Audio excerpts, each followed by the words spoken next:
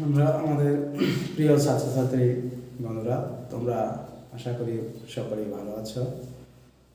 তোমরা ইতিমধ্যে যারা আমার ফেসবুক, ইউটিউব চ্যানেল দেখছো, সুকুমল এডুকেশনের পক্ষ থেকে সবাইকে ধন্যবাদ।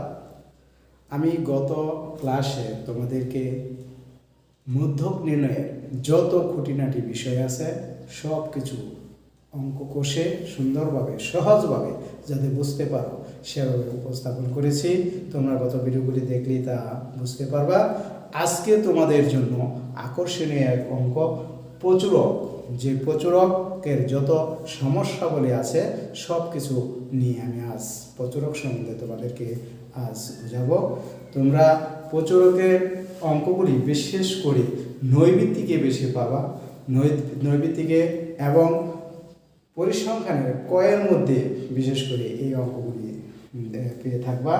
তোমরা প্রচুরকের অঙ্ক কিভাবে সহজেই করা যায় সেই টেকনিকগুলি আমি আজ তোমাদেরকে উপস্থাপন করছি।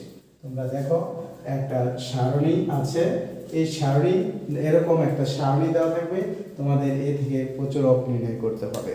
প্রচুরক নির্ণয়ের জন্য আমাদের একটা সূত্র আছে, সূত্রটা হচ্ছে কি, প্রচুরক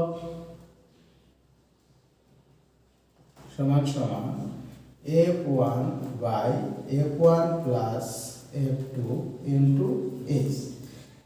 এই সূত্রের থেকে আমাদের যদি আমি f1 আর f2 আর h এর মান বের করে এই সূত্রে বসায়া ক্যালকুলেশন করতে পারি, তাহলে আমার প্রচুরক নির্ণয় হয়ে যাবে। এখন এই মানগুলি আমি কিভাবে এই সারণী থেকে বের করব সেই নিয়মগুলি তোমাদেরকে আজ দেখাচ্ছি। তোমরা একটু মনোযোগ সহকারে দেখো, একদম সহজ তোমাদের কাছে লাগবে। এর চেয়ে সহজ কোনো অঙ্ক হয় না, একদম সহজ, 1 মিনিটে তুমি অঙ্ক করে ফেলতে পারবে যদি বুঝো।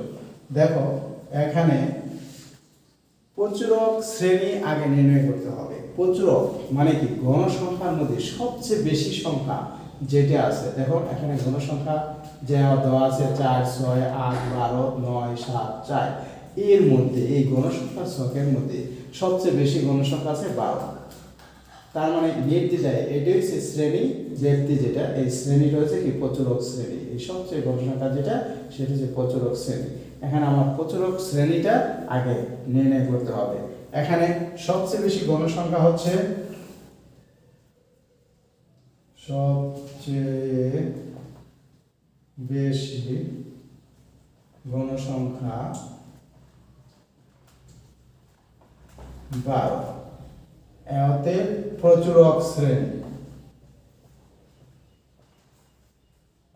শ্রেণী কত, 61 থেকে 70।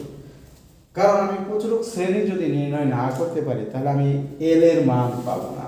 এখানে এল প্লাস হবে, এল এর মানটা আমার বের করতে হবে। এই এল এর মানটা হচ্ছে কি প্রচুরক শ্রেণীর লয়ের মান। এখানে প্রচুরক শ্রেণীর লয়ের মান এল সমান কত, 61। তাহলে লয়ের মান মানে কি নিম্ন মানটা 61 এল। আর f1 হচ্ছে প্রচুরক শ্রেণীর গণসংখ্যা, মানে কি প্রচুরক যেটা আছে, যে গণসংখ্যাটা আছে প্রচুরকের মান বিউ তার পূর্ববর্তী গণসংখ্যার মান। তার পূর্ববর্তী গণসংখ্যা 8, তার মানে কি 12 বিয়োগ 8 সমান সমান কত থাকে, 4। তাহলে f1 এর মান বের হলো, আর f2 এর মান হচ্ছে এই প্রচুরক বিয়োগ তার পরবর্তী গণসংখ্যা। তার মানে কি f2 12 বিয়োগ 9, এখানে কত 9, এই যে পরবর্তী গণসংখ্যা।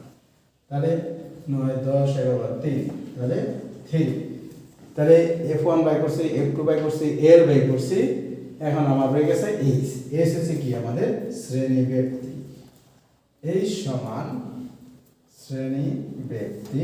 শ্রেণী ব্যক্তিটা কত, সবগুলি শ্রেণী ব্যক্তি সমান। দেখো এখানে 31 থেকে 40, তার মানে কি শ্রেণী ব্যক্তি তুমি 31 ধরে নিতে হবে, দুইটা তুমি সহজে বের করতে পারো।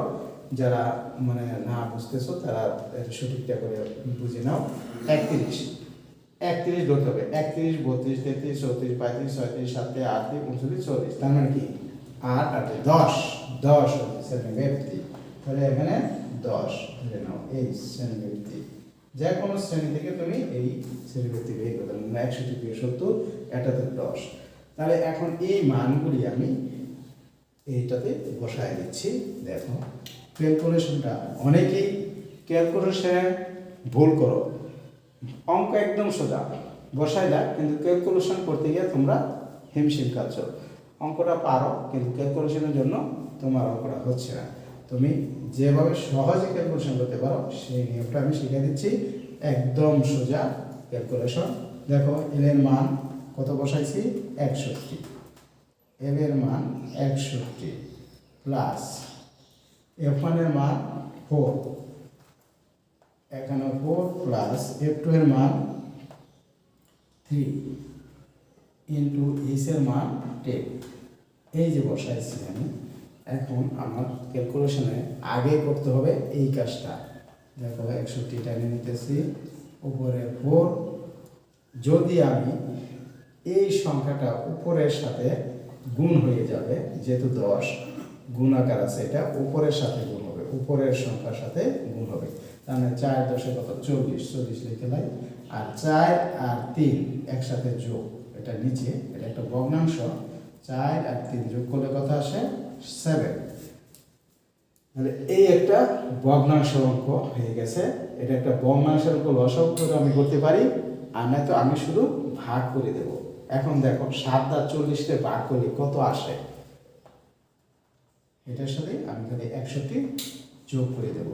7 দ্বারা 40 তে ভাগ করলে যদি তুমি ক্যালকুলেশন টিপো তাড়াতাড়ি বেরিয়ে যাবে। আর নয়তো এইভাবে সহজেই করা যায়। 7 40 এর মধ্যে যায় কয়বার, 5 7 35 যাচ্ছে 5 বার, এই যে 5। পরে বিয়োগ করলে থাকে 5, 5 এর মধ্যে যায় না, দশমিক দিয়ে আমার শূন্য আনতে হবে, থাকবে কত, 30। 30 এর 50, তাহলে 50 এর মধ্যে 7 যাইতেছে, 7 7 49, তার মানে কি 5.7। এই যে আমার 7 7 7 7 থাকবে, দরকার নাই আমার 5.7। এখন আমি শুধু 61 এর সাথে যোগ করে দেব, তাহলে আসতেছে কত, 5 পূর্ণ সংখ্যা, তার মানে কি 61 আর 5 এর কত, 66.7। এটাই আমার প্রচুরক। থ্যাংক ইউ সবাইকে। একদম সহজভাবে আমি ক্যালকুলেশনটা করছি।